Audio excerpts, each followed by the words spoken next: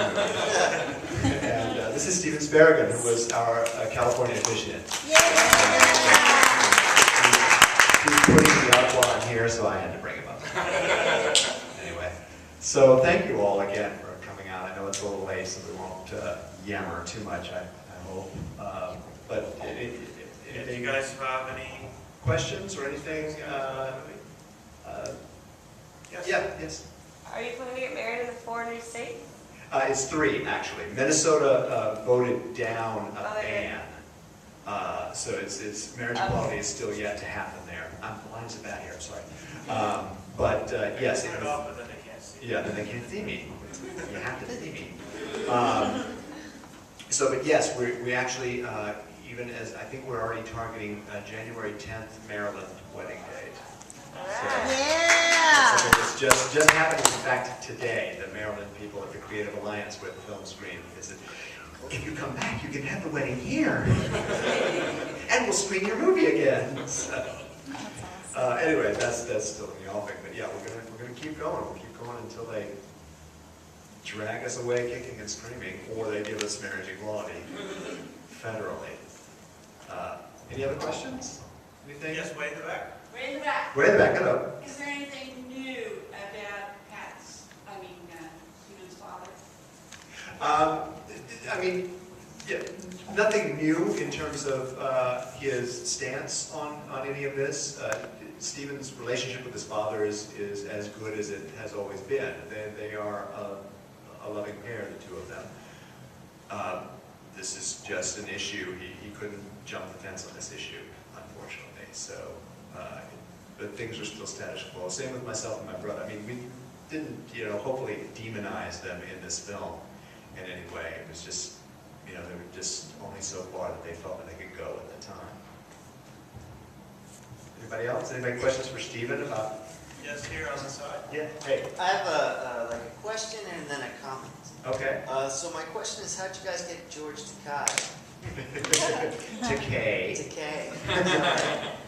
Well, Alan's manager, Alan Piper, who's the director of our film, he was here on Sunday.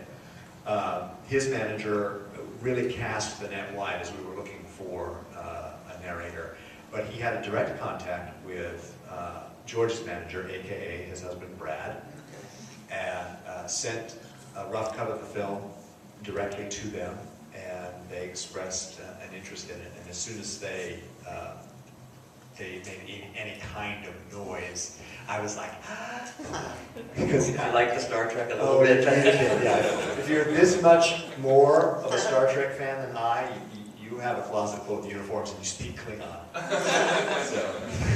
Is he promoting it? Is he promoting the movie? He has been very, very taken up with his Broadway-bound musical Allegiance. So while he actually wrote in his contract that we were to let him know about any film festivals so that he could come with us, he hasn't had the opportunity to do so because putting together a brand new Broadway musical is a lot of work, and it's based. Do you people know about Allegiance? Yes. The musical is based on loosely on his time in the internment camps. George grew up as a prisoner of war. Pretty much, he was 6 or 7 when the Japanese were thrown into these internment camps without due process, without charges of any kind, and they were there for about 6.5 years. So he was a teenager by the time he got out. And he is currently, the character he's playing is based upon his own grandfather. And yes, he does sing, and the musical also stars Lea Salonga and the very talented Telly Leung and Paolo Montalban, and they are planning on bringing it to Broadway. So, but he wants to. The next question is, no, I personally haven't gotten to meet George. When he recorded the narration, he was working with Alan here on the West Coast, I was on the East Coast, but he did do that entire narration in one day. Wow. Well, it's just that he has such a huge presence on the internet. It just seems like if you can get him to, help promote it. Yeah, he has tweeted some. I don't recall if he's actually put something up on Facebook yet or not, but I know that he has tweeted about it. Yeah. Cool. So we'll keep working on that. But again, he's really hammering Right. agents right now. So. And the other thing that I just wanted to point out was I just saw Lincoln today. So this is Not as good as this. not it's a movie. I would recommend seeing that movie, but just the difference of what people over 150 years ago had to go through for their rights compared to now. Your struggle is, far more peaceful.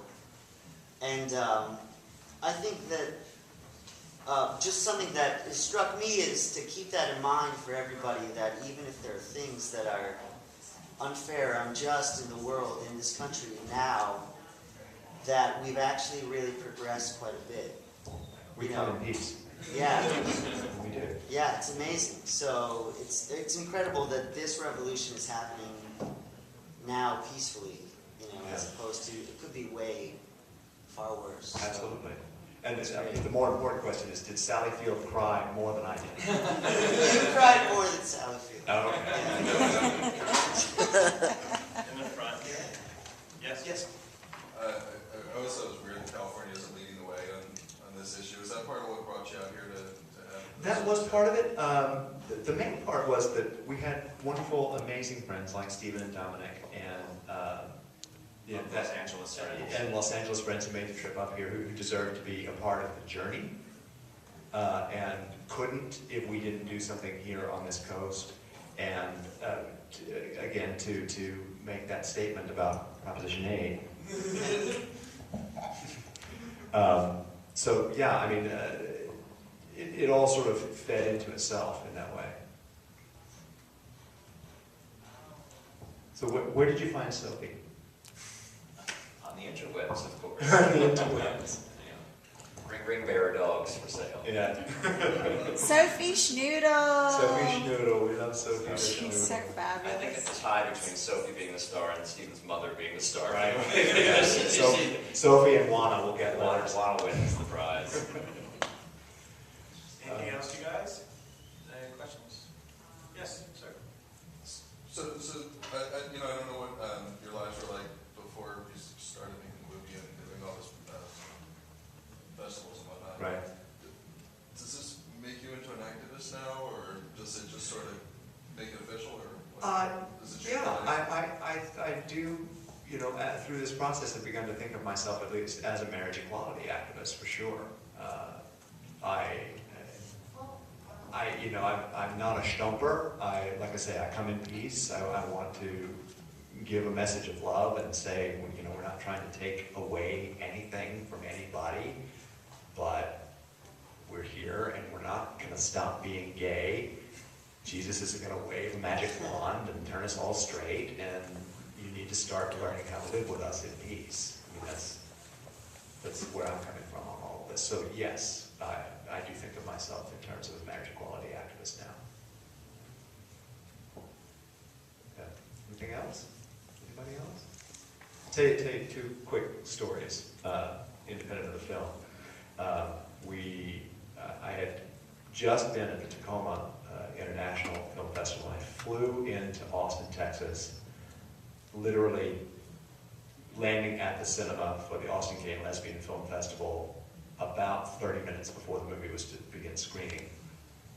We're from Texas, as you saw, so a lot of people that come down, a lot of friends.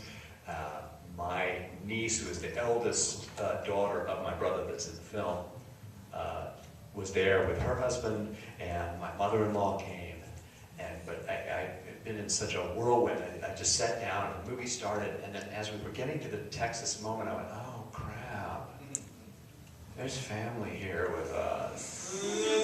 Stephen's brother was here. I'm like, oh, crap. And I started to get really kind of antsy and nervous. And we got through the family moment. Everything was fine. I was like, okay, nobody stood up and shouted anything.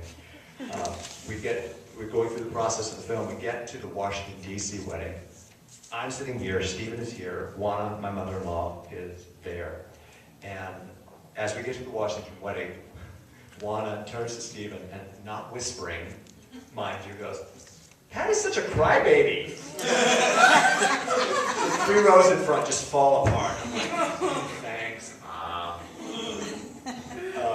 And then once I told the story, only on one other time before somebody had asked about my favorite moment in any of the weddings that wasn't in the film. And I could go on and on and on about all this the serendipity that was the Iowa wedding, the strangers that took us into their home, running into Gabriel who helped us, and our hotel room getting comped by a friend, all this. But something that our Marci, who was our rabbiess for that wedding, did for us, she had set up the chuppah, and she had instructed us that we were to enter through opposite doorways of the room that we were in, and we were to walk down to the chuppah, and in our turn, walk 3 times around each other counterclockwise. First me, then Stephen, and then we would join hands. We would walk counterclockwise around the chuppah and join her to begin the ceremony. Well, when we first set foot in the room from opposite sides, she hit the button on a boombox and began to sing to us this very rare Stephen Sondheim song. It's called The Two of You. And now Sondheim had written this song in the 50s for the children's show Kukla, Fran, and Ollie. Yes. For those who don't know, Kukla and Ollie were these 2 rowdy puppets, and Fran was their human companion who stood in front of the puppet stage, and while they cut up, and Ollie would bite Kukla's clown nose, because Ollie was a dragon, he'd bite Kukla on the nose, and she was meant to sing this song to the 2 of them about their friendship. Well, this song completely typifies our relationship with Marci. She is Stephen's great Zadler, and she really does sort of stand in front of our puppet stage while we cut up behind her. And it was just amazing. She just, I want no one else in view of you. I prefer the 2 of you. And I'd like to take the 2 of you to tea. Come spend the day. Oh, what lovely sights we'll see. But nothing sweeter than the view of you. So stay the 2 of you with me. It was perfect. It was really perfect. That's beautiful. That was my favorite. Yes, I see a hand, I'm sorry. I don't know if I noticed what your family's response to the letter was.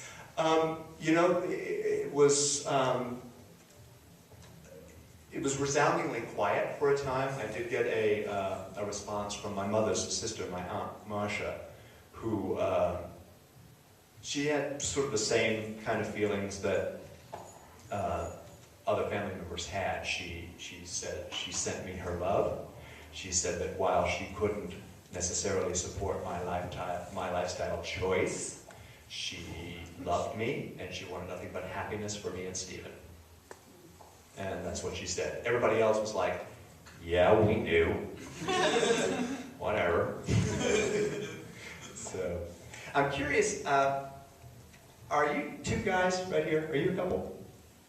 Oh, us? Yes. Yeah. Yes? What did you think? Oh, we love that. Yeah. I'm sorry, I don't mean to put you on the spot. I just noticed you just kind of billowing and cooing Oh, yeah, in front of you. there. How long are you together? 2 years. 2, and you're still holding hands? Yeah. What? Yeah. Let us know when you start fighting in the car. Yeah, right. Just don't film it, please. Yeah. So, well, did you all enjoy it sort of on the level of a movie? Yes. Yeah. Documentary aside? Does it kind of, because Alan kept getting, thank you, yeah, people kept coming up to Alan for a while saying, it's like a real movie. And he was getting kind of frustrated. It's like a real movie. And I said, people are coming expecting Michael Moore, and they get Rob Reiner. And so he kind of chilled after that. So, thank you all for coming out. I appreciate it very much. Thank you so much.